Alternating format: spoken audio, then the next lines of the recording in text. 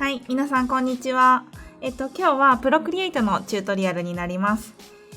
このカブトムシの画像を使ってちょっと可愛らしいねポップなデザインを作っていきたいと思います。で、プロクリエイトの機能の中に左右対称ツールっていうツールがあるんですけど、この左右対称ツールを使うと誰でもねこういう感じのを描くことができます。で、こうやって左右対称にするだけでなんかすごいおしゃれに見えたりデザイン性が上がるので、皆さんのねデザインワークに活かせるんじゃないかなと思います。ぜひ楽しんでください。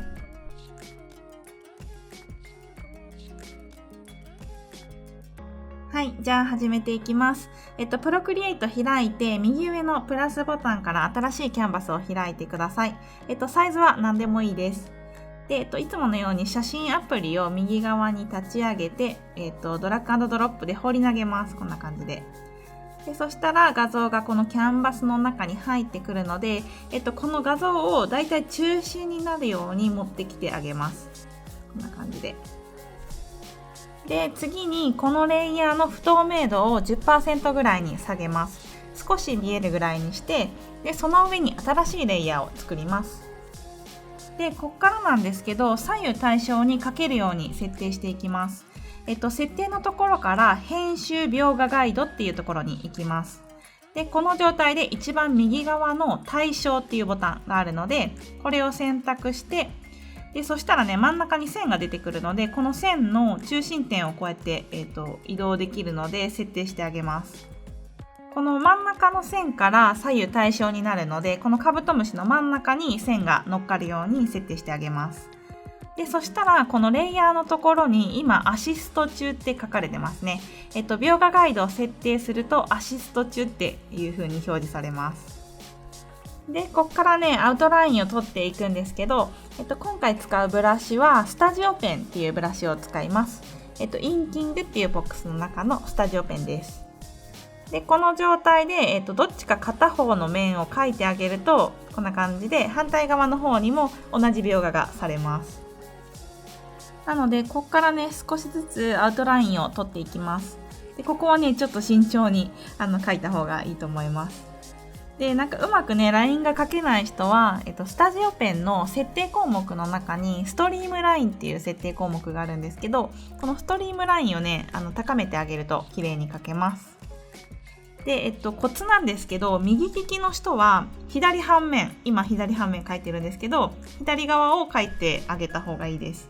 で、逆に左利きの人は右の半面を描いて進めていった方が、綺麗に描けると思います。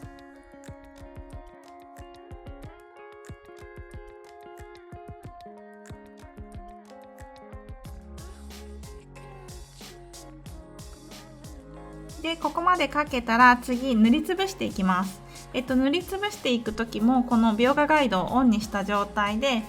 どんどんこうやってバケツで放り投げて、全部黒に塗りつぶしていきます。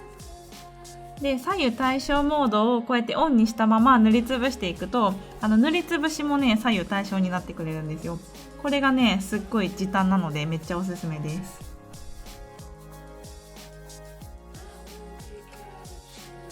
で、次ですね、消しゴムでいらないところを消していきます。で、消しゴム選択してもらって、消しゴムもねブラシを選ぶことができるので、さっきと同じように消しゴムもスタジオペンを選んで、でちょっといらないところを消していきたいと思います。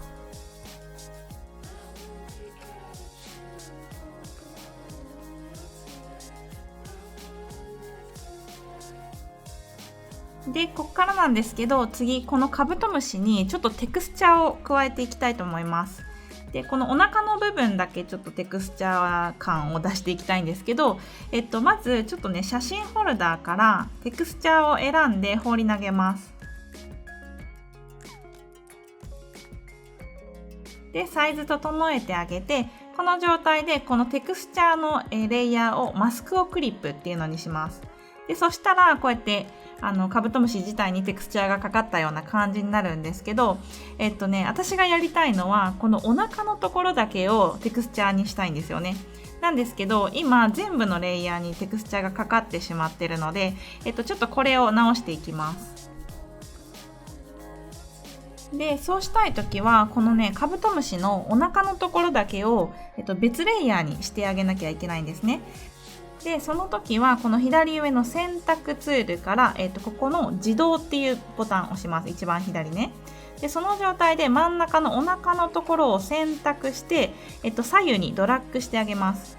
で、今 98% ぐらい選択した状態なんですけど、この状態で3本指で上からシュッてしてあげるとこういう項目出てくるので、この中から、カット&ペーストを押します。で、そしたらこの、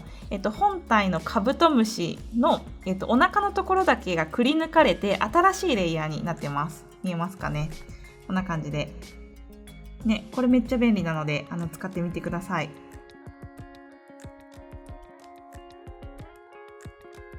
で、この状態で、この切り抜いたお腹のところ、これだけにテクスチャーをかぶしてあげるっていう感じになるんですね。なのでさっきと同じように写真フォルダから、放り投げてあげて、お腹の上にかぶさるように設置してあげて、レイヤーを選択で、ここからマスクをクリップです。で、そしたらね、ここのお腹だけにかかってくれましたね。はい、これがね選択ツールの自動っていう機能になります。すごい便利なんですけど、動画で紹介するのは初めてです。なかなかね紹介の仕方が難しかったので紹介してなかったんですけど、ぜひねこの機会に自動選択の機能を覚えてみてください。で、こっからお腹のところの色味をちょっとだけ変えます。お腹のレイヤー選択して、今オレンジでバケツで放り投げました。なのでお腹のところがオレンジ色になってる状態、こんな感じね。で、この状態で、マスクをクリップでかぶしたこのレイヤーの、描画モード、ブレンドモードですね。これを変えていきます。で、今回はこのオーバーレイってやつかな。オーバーレイを選択するとこんな感じでね、ちょっとピカッと光ったような、素敵なデザインになります。で、次ですね、頭のところ、角のところかな、これのレイヤーも分けていきます。分けるときはさっきと同じように選択の、自動のボタンを押して、頭のところだけ選択してあげる。で、その状態で3本指上からシュッてしてコピー&ペーストです。で、そしたらこんな感じで分かれてくれます。で、今レイヤーの状況としては頭のところ、お腹のところ、手足とあと触覚かな、この3つに分かれてます。で、頭のところにねもうちょっとデザイン加えていきますね。で、新しいレイヤーを追加します。で、この状態で適当に好きな色、今回はちょっとブルーっぽい色を取ります。で、新しく追加したレイヤーを選択すると、描画アシストっていう項目があるんですね。で、これをオンにします。で、これオンにするとさっき設定した左右対称ツールっていうのがこのレイヤーに対してもアクティブになります。で、この描画アシストっていうのは、一個一個のレイヤーに対してオンかオフかっていうのを決めることができるんですね。なので、左右対称に書きたいときは描画アシストにチェックを入れた状態で書いてください。で、ここからですね、どんどんデザインを書き進めていきたいと思うんですけど、今回の動画で、よく使っている機能は、さっきの自動選択ツールと左右対称ツール、あとマスクをクリップですね。この3つをよく使っているので、その使い方とかをですね、この後ちょっと見てもらえればいいと思います。ではちょっとここから早送りで流していきますね。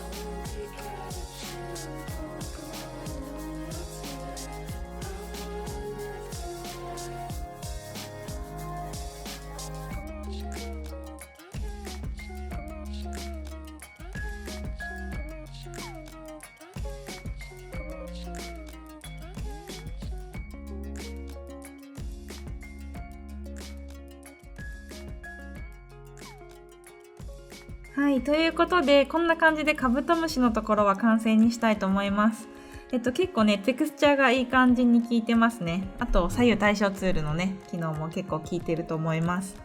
で、最後ね、ちょっと背景のところもテクスチャー入れた方が、ちょっとデザイン性上がるので、背景のところもテクスチャー入れます。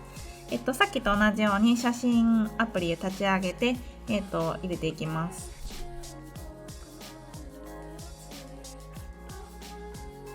でこんな感じでザラザラしたね表現のやつを入れてるんですけど、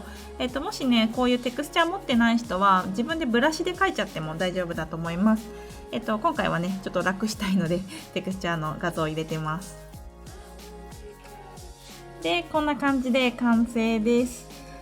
最後ちょっとレイヤーのところ見ると、グルーピング化をしているのが3つあって、一番下から、足のところですね。足と触覚で真ん中がボディの、お腹のところで、3個目が、頭と角のところになります。はい、でこんな感じでね今日は以上にしたいと思います。